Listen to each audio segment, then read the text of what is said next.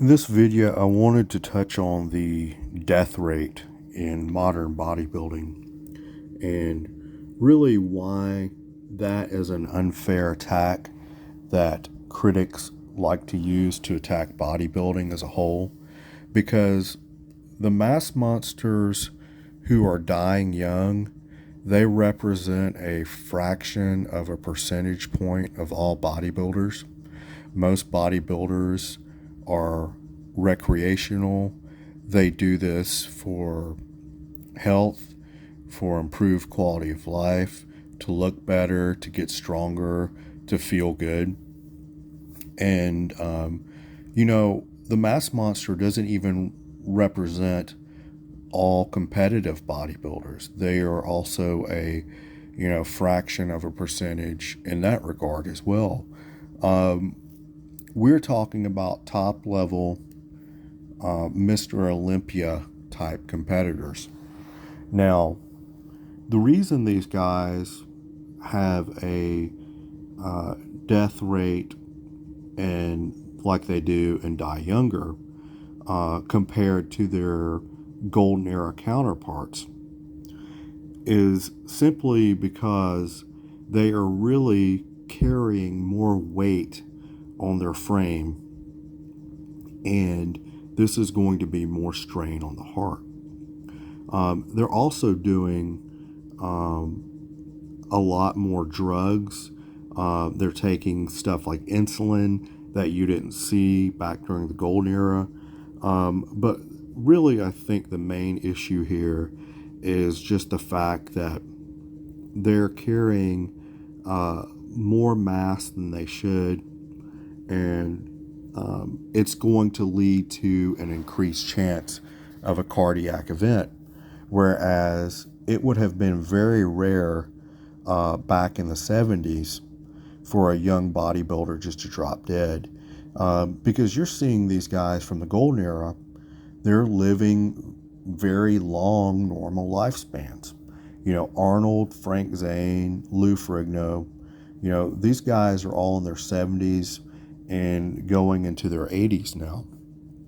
So the competitors from the golden era of bodybuilding that chase that total package of muscle and aesthetics, they're living much longer than the mass monster counterparts that are just focused on piling on as much mass and size as possible.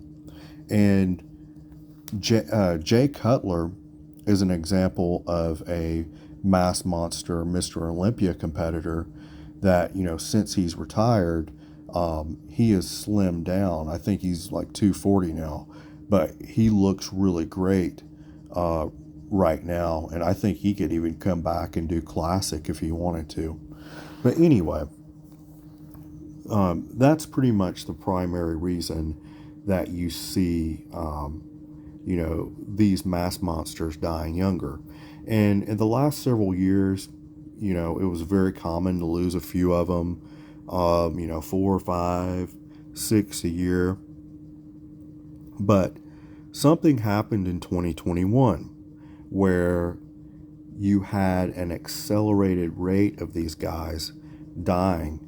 We lost a lot of people in the bodybuilding community in 2021. It was a large spike. But it wasn't only bodybuilding. You saw this in other sports too, and kind of across the board in terms of, younger adults dying before their time. But with bodybuilding, you take these mass monsters that are already, they've already kind of pushed it to the edge, they've already pushed the envelope, they're kind of at the edge of the cliff. And there was some kind of variable that was introduced in 2021 that acted as a finishing maneuver, like Macho Man's elbow drop off the top rope or Undertaker's tombstone. Something was introduced that just finished these guys off and knocked them off the edge of the cliff. And I'll leave that up to you to think about and to consider. But that's why I think that we saw probably the worst year in bodybuilding history in terms of death in 2021. And, you'll have people say it's all coincidence, it's the same as it ever was. These guys were, abusing drugs and, just pushing their bodies too far and just piling on too much mass. And don't get me wrong, that is part of the equation. But, you know, I think there's more to the story there. But anyway, that's what I wanted to say about the death rate in modern bodybuilding. Just because these mass monsters are dying younger doesn't mean that bodybuilding is bad or unhealthy. As I said, the vast majority of people who adopt the bodybuilding discipline are leading very healthy lives. It's going to increase longevity, it's going to increase quality of life.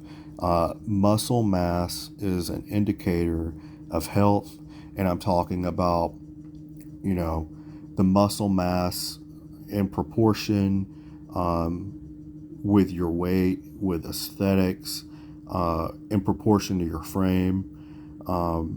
The mass monsters definitely do take it too far.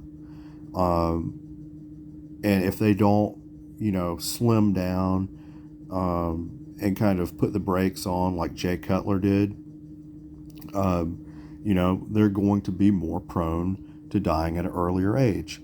And that's really what it boils down to. More weight, whether it be fat or muscle, is more strain on the heart. And this is the same reason you see people that have gigantism, they typically die younger. They don't normally live very long lives because, it's just a lot of strain on the heart to circulate that blood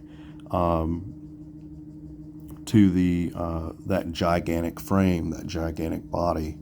That's why Andre the Giant didn't live very long. So those are my thoughts on that. And why 2021 was such a bad year.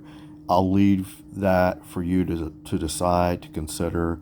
But there was definitely a variable as to why more bodybuilders died that year than any other.